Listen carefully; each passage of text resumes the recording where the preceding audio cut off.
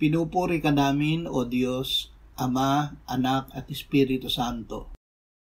Salamat, Ama, na ibinigay mo sa amin si Jesus na iyong anak, na namatay para sa aming kasalanan, iyong muling binuhay, iniakyat at iniluklok sa iyong kanan sa langit. Salamat na ibinigay mo sa amin ang iyong banal na Espiritu, at sa pamamagitan niya ay ibinuhos mo ang iyong pag-ibig sa aming puso.